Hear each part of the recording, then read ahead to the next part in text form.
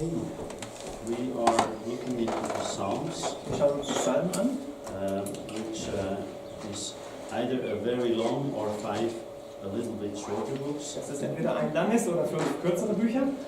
And I thought the best thing to do when we look into Psalms is sing a psalm, if you don't mind. Ich dachte, das Beste, was wir machen können, wenn wir uns schon die Psalmen anschauen, ist auch einen Psalm zu singen.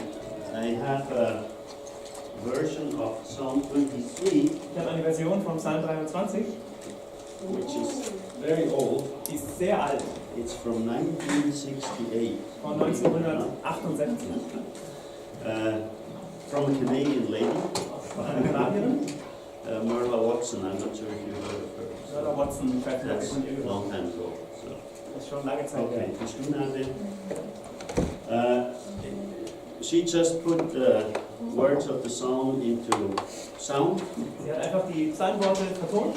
and of course that's King Jimmy translation, so James translation. Und das ist noch die uralte, unrevidierte Luther. Nein, So it's these and thous and so on, okay? also mit Sintemal und so. Combined with some old English terms, so that's fun. Kombiniert mit einigen alten englischen Ausdrücken, das macht Spaß. Melody should be easy to pick up, so Melodie sollte leicht sein. we'll try the first one once and then we should get Wir it. versuchen es mal und dann schauen wir es an.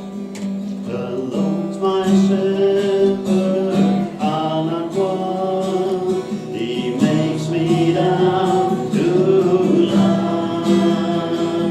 In pastures green, He leadeth me. The quiet waters by.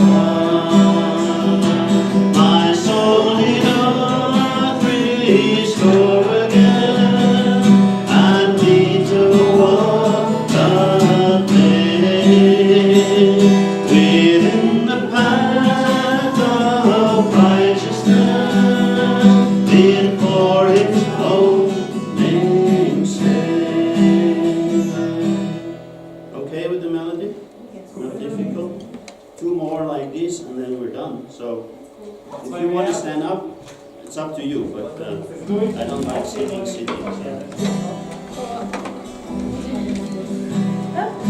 The Lord's my shepherd, I'll not want. He makes me down to lie. In pastures green, He leadeth me. The quiet waters by. My soul He doth restore again, and me to walk the day within the path of righteousness, in for His own name's sake. Now I walk through that stumbling, yet will I fear no wind. For Thou art with me, and Thy rod and staff me comforts me. The table Thou hast furnished in presence of my foes. My hands are now with oil anointed, and my cup overflows. Bless and mercy all my life shall surely follow me, and in God's house forevermore my dwelling place shall be. Alleluia, Alleluia, Alleluia,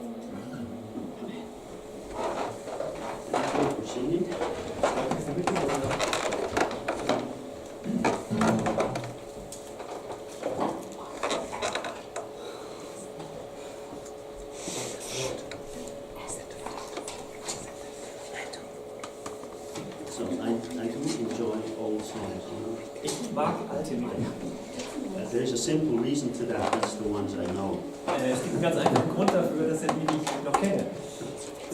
Okay. Now, looking at the Psalms, we can take two approaches. Wenn wir uns die Psalmen anschauen, dann gibt es so zwei Herangehensweisen. This was the first approach. Das ist die erste. We can sing them and enjoy them. Wir können sie singen und genießen. There is also another approach. We can technically analyze and study them. Und es gibt auch einen zweiten Ansatz. Wir können sie technisch analysieren und studieren. And I think both approaches help each other. Ich denke, beide Herangehensweisen helfen einander. The better we understand the Psalms and what the writers try to express, Je besser wir die Psalmen verstehen und das, was der Autor damit ausdrücken will, the more we can enjoy them. desto mehr können wir die auch genießen. And the more we can make these prayers and songs our own. Und desto mehr können wir auch diese Gebete und Lieder zu unseren eigenen machen. So, what I try to do today is kind of bring the two things together, hopefully. Was ich heute versuchen will, ist hoffentlich beide Dinge zusammenzubringen. So we would like to look at some rather technical aspects, Wir wollen uns einige eher technische Aspekte anschauen, because it really helps with understanding. denn es hilft wirklich unserem Verstehen. But I think we should also look at some side aspects. Aber ich denke, wir sollten uns auch einige Aspekte der Anwendung anschauen. So we can realize that the Psalms can play a role in our lives. Und dass wir realisieren können, die Psalmen können wirklich in unserem Leben eine Rolle spielen. There is a famous, well, if you know him, a famous professor of theology in Germany. He died a few years ago. Es gibt einen bekannten Professor in Deutschland, Professor der Theologie, er starb vor einigen Jahren. His name is Ernst Zenger, and he's not Erich Zenger, and he's not a relative of mine. Also er ist Erich Zenger, er ist nicht mit mir verwandt. And his main focus in teaching was always also his hobby, and that was the Psalms. Und sein Hauptfokus im Lehren war auch sein Hobby, nämlich die Psalmen. And he was teaching in a rather liberal university. Er lehrte in einer eher liberalen Universität. But there was one thing that he said many things. One thing that stuck in my mind. Er hat viele Dinge gesagt und eine Sache, die sehr hängen geblieben ist. He wrote once, if people truly can make the prayers of Psalms their own, they have understood the Bible. Er hat gesagt, wenn Menschen wirklich die Gebete der Psalmen zu ihren eigenen machen können, dann haben sie die Bibel verstanden. And then he expanded on that and said, if you can meet with God and use the richness of others, that is where you really meet with God, because you're not alone. Und dann hat er das ausgeführt und hat gesagt, wenn du dich mit Gott triffst und du kannst die Reichtümer von anderen dort mit hineinnehmen, dann bist du wirklich am Wachsen und du bist nicht mehr allein. He was speaking into a situation where people make rather simple prayers and don't really think about what they pray. Er sprach in eine Situation hinein, wo Leute eher einfach in Gebete sprechen und auch nicht viel nachdenken, And he was sie said, beten. why don't we use the richness of these prayers and make it our own? Und er hat gesagt, warum nehmen wir nicht den Reichtum dieser Gebete und machen den zu unserem? So, praying psalms is something very beautiful. Psalmen zu beten ist etwas Wunderbares. So I know when you read through a whole book of Psalms, there is not really much time for praying them. Ich weiß, wenn ihr durch ein ganzes Psalmbuch lest, dann ist nicht so viel Zeit da, die auch zu beten. But you still can do that somewhere along the way. Aber das könnt ihr auch trotzdem irgendwo unterwegs machen. That you just take a psalm and take it along, walk with it for a while, pray it, read it.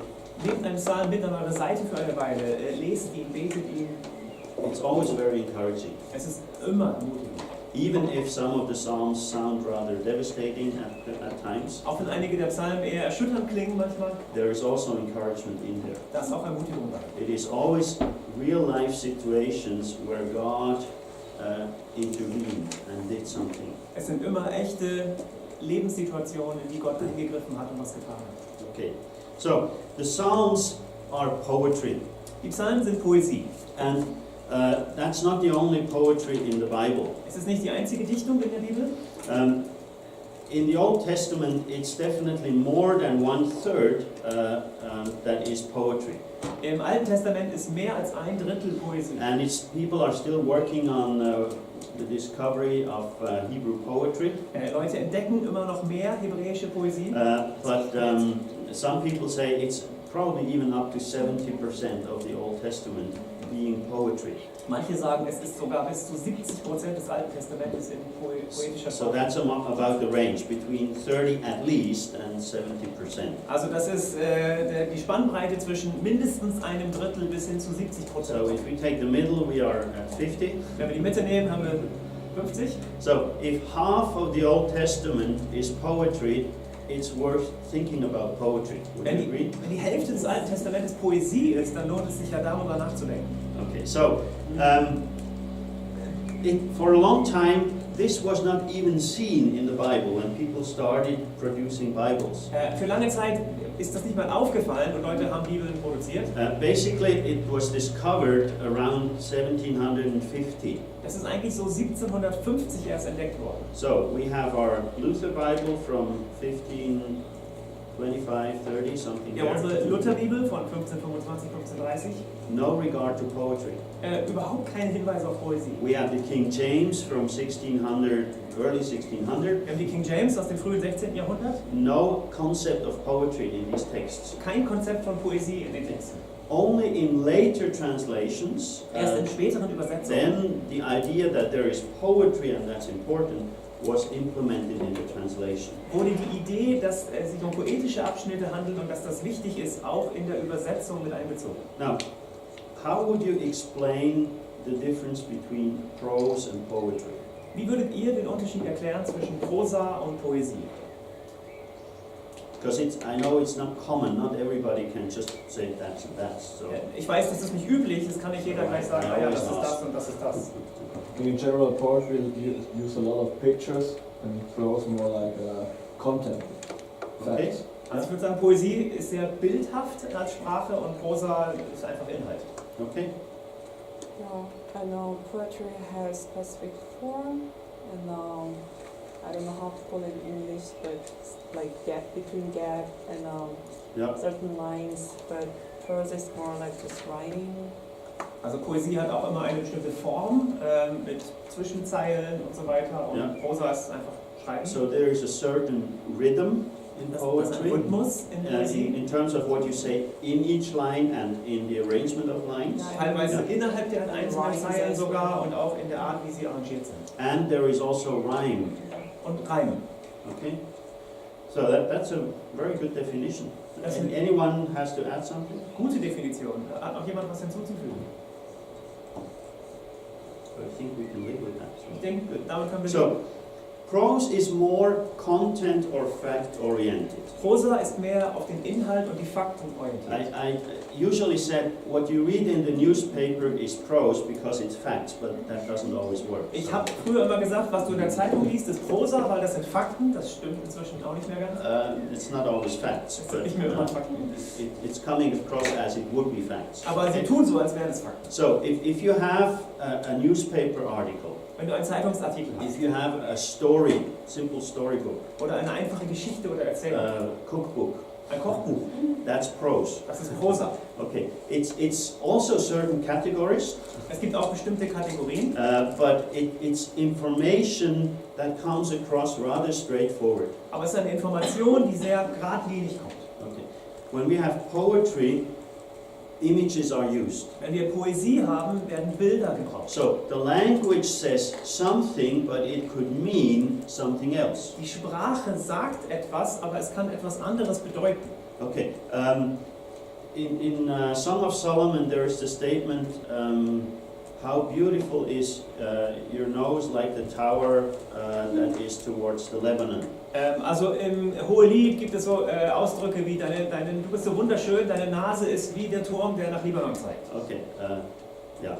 Now, if you take that, if she hears that and thinks it's prose, he has a problem. Wenn sie das hört und denkt, das soll Prosa sein, hat er also ein Problem. Because then it should be facts, and then it means she has an enormous, long, big, whatever. Dann nose. wären das ja Fakten und das heißt, sie hat dann einen riesen Zinken im Gesicht. So it's better when she understands that it's poetry. Es Okay? ist besser, wenn sie versteht, dass es poetisch gemeint ist. It's a picture. Something is beautiful about it, We don't Etwas know ist what. schön daran, wir wissen nicht genau was. And he compares it to a tower that is standing somewhere. Und er vergleicht das mit einem Turm, der irgendwo steht. And similarly, like your hair is like the goats coming down from Mount Carmel. Deine Haare sind wie die Herde von Ziegen, die vom Berg Karmel herabsteigen. So it smells that way. Also stinken die so? Oder?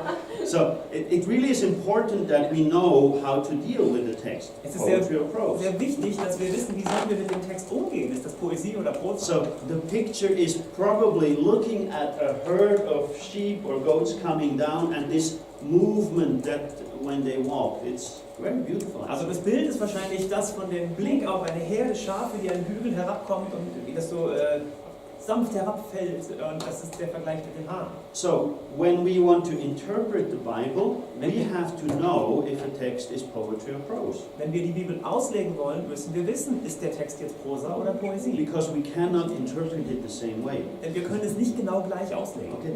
If it's poetry, we have to try and get the pictures. Wenn es Poesie ist, müssen wir versuchen, das Bild zu erfassen. Now, in many Bibles today, poetry is kind of indented. In vielen Bibeln heute ist Poesie normalerweise eingerückt. Yeah, my Bible is too small for that, but yours should work. Take another one, plain text and a bit of poetry. And Joe? yeah, okay.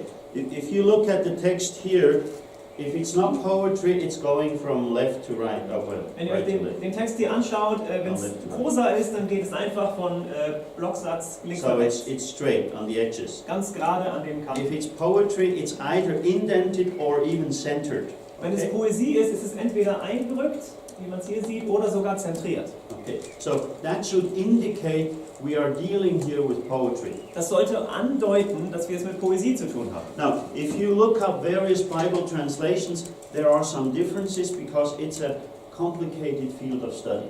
Wenn ihr verschiedene Bibelübersetzungen vergleicht, sind das manchmal unterschiedliche Abschnitte, weil es ist ein kompliziertes Studienfeld. So, if you have a new revision of a Bible, usually there are a few more texts where they figured out, oh, that's actually also poetry. Wenn ihr eine neu revidierte Version habt einer Bibel, dann nimmt der Prozentsatz an Poesie normalerweise zu, weil man merkt, oh ja, das ja auch. I think the differences are in the range between 0 and 5%, not more. Aber das sind so 0 bis 5% Unterschiede. So, in generally, the publishers of Bibles, they try to help us to indicate here we have a poetic text. Das heißt, normalerweise die Herausgeber von Bibeln versuchen uns zu helfen, schon anzudeuten, Achtung, das ist Poesie. And of course, in Psalms, everything is poetry, so Und in den Psalmen ist natürlich alles poetisch. except the titles of the Psalms quite often, that's all. Außer die Titel, das wäre es dann schon. Okay. So, the first Bible who did that was 1973 in the Revised Standard Version. Die erste Bibel, die das auch so herausgab, das war 1973, die Revised Standard Version. And since then, others have picked up, and today most translations use that. Seitdem haben die meisten da mitgemacht und heute verwenden die meisten Übersetzungen so eine Optik. So, for us, it is helpful for studying. Und für uns hilft das, wenn wir studieren. We know, okay, now it's poetry, so we have to look for more than just the text. Wir merken, jetzt kommt Poesie und wir müssen nach mehr schauen als nur den Text. We have to find the moods, Wir müssen die Stimmung erkennen, or the emotions, die Gefühle, or the intentions of the text, die Absichten hinter dem because Text. that's part of poetry. Das ist Teil der Poesie. Now, we just were singing Psalm 23. Wir haben ja gerade Psalm 23 gesungen. I mean, we could take any psalm, and for us, it's simply a text. Wir können irgendeinen Psalm nehmen, für uns ist das zunächst einfach mal ein Text. We open the Bible, we have a text. Wir machen die Bibel auf, Text. Okay, so whoever wrote these psalms, for them it was much more. Wer immer die Psalmen geschrieben hat, für sie war es viel mehr. For them it was life. Für sie war es Leben. And they tried to put their life into that text. Und sie haben versucht, ihr Leben in diesen Text zu gießen. Quite a few of the psalms were used in, let's say, church service. Temple, obviously. Einige der Psalmen wurden im Gottesdienst benutzt, im Tempel. So they were used for singing, either publicly or privately. Die wurden gesungen, entweder öffentlich oder privat. So there is sound, there is melody, there is rhythm that goes with it. Da ist Klang, Melodie und Rhythmus, der mitgeht.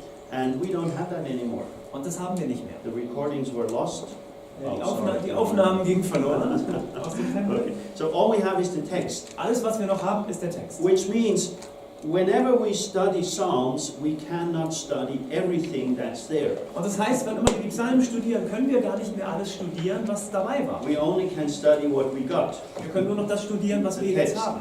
And the rest we have to try and pick up somehow. Und den Rest müssen wir irgendwie zwischen den Zeilen lesen. Now, if a psalm is a devastating prayer, I think it's fairly easy to pick up the mood of the person. Wenn ein Psalm ein erschütterndes Gebet ist, dann ist es relativ einfach, uns die Stimmung der Person And it makes vorzustellen. sense to use it when we would be in a similar situation. Und es würde Sinn machen, den zu gebrauchen, wenn es uns ähnlich geht. When we have these Hallelujah Psalms, a whole series where a lot of Hallelujah is going on. Wenn wir die ganzen Halleluja-Psalmen haben, eine ganze Reihe von denen, Obviously, the major theme would be joy and expressing it. dann ist das Hauptthema natürlich Freude und die zum Ausdruck zu So bringen. we kind of have to find these moods ourselves when we study the Psalms. Und diese Stimmung müssen wir auch ein bisschen erspüren, wenn wir die Psalmen studieren. Okay.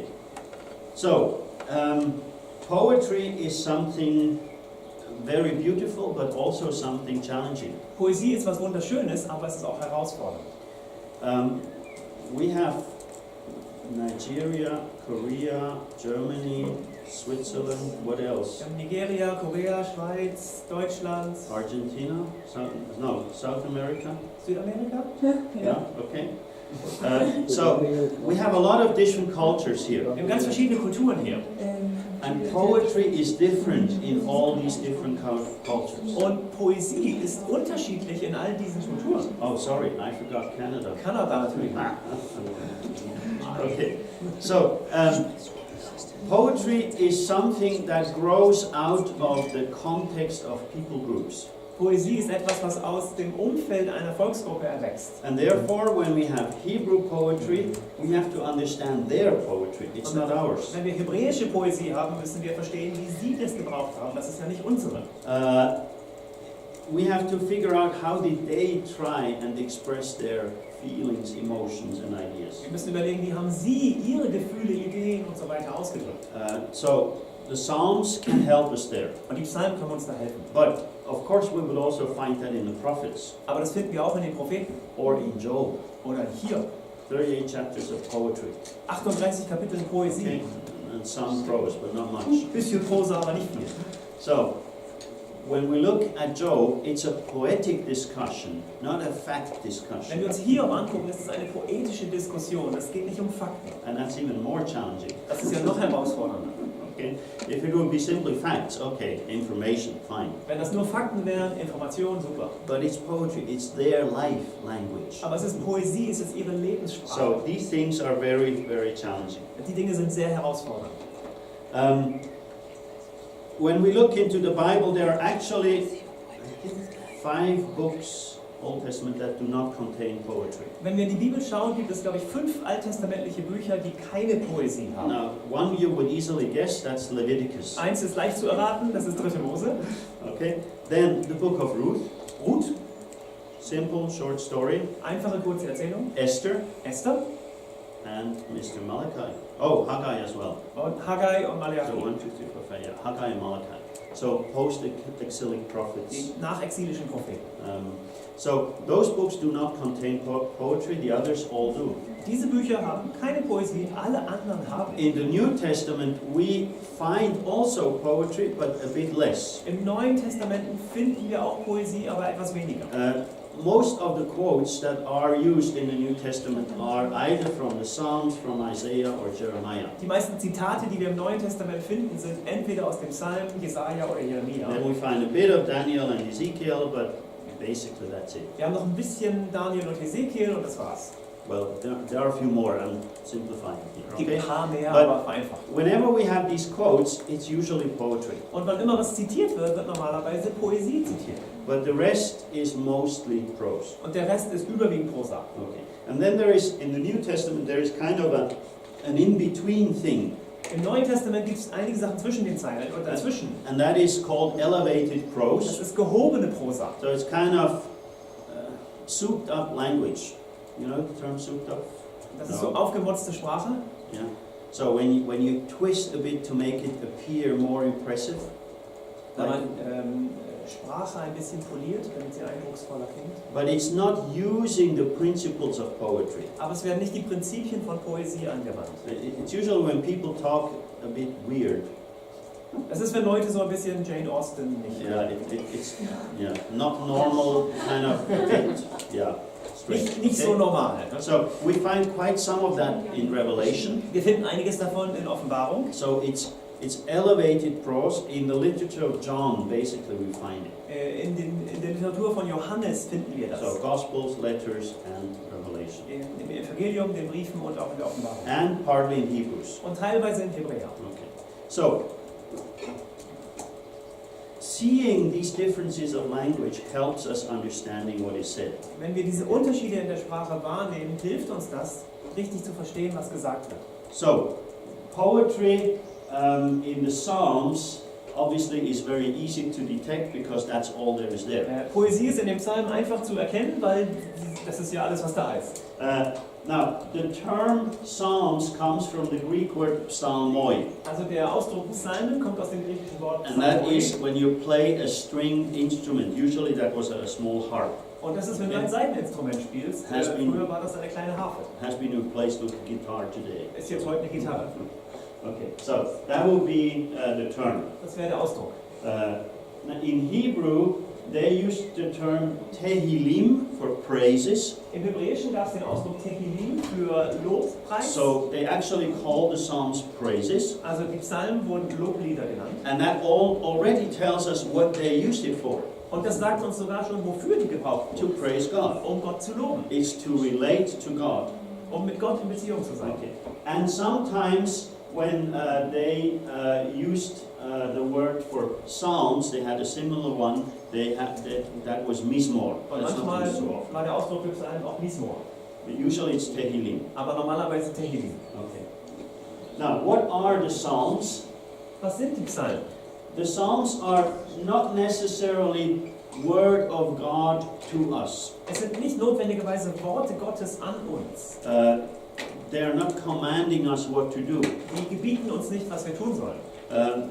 They are basically words of God that are wrapped in words of men, and we can receive it. Es ist eigentlich grundlegend Gottes Wort im Menschenwort eingepackt und wir können das empfangen. And with men, I have to be specific. I'm not only meaning male, because we also have ladies who write songs in the Bible. Und wenn ich Menschen sage, meine ich nicht nur Männer, weil wir haben auch Frauen, die Psalmen schreiben in der Bibel. But they are not in the collection of the Psalms, they are scattered in other books. Aber die Lieder der Frauen sind eben nicht in den Psalmen enthalten, sondern in anderen Büchern. We read or we looked at one with the Song of Deborah. Wir haben uns ja vor kurzem das Lied von Deborah angesehen. It's a aus dem song. Richterbuch. Das ist ein Psalm. Something else. So it's a very old tradition. Das ist eine alte Tradition. It's people who express their experiences with God in song, Es sind Leute, die ihre Ausdrücke in Liedern ausdrücken. and in that we can see God at work when we read it. Aber in dem sehen wir Gott am Werk, wenn wir das lesen. Okay, so Psalms is all about communication, basically. Psalmen sind eigentlich Kommunikation. Okay. It's not just some isolated thing. It's communicating. It's building relationships. Es ist nicht nur etwas Isoliertes, sondern es kommuniziert, es baut Beziehungen. Now, with the Psalms, as I said, we can analyze them or we can be engaged in them. Ich habe schon gesagt, wir können die Psalmen analysieren einfach nur oder wir können an ihnen teilhaben und uns auf sie einlassen. Hopefully we can do both. Hoffentlich schaffen wir beides. Now, different people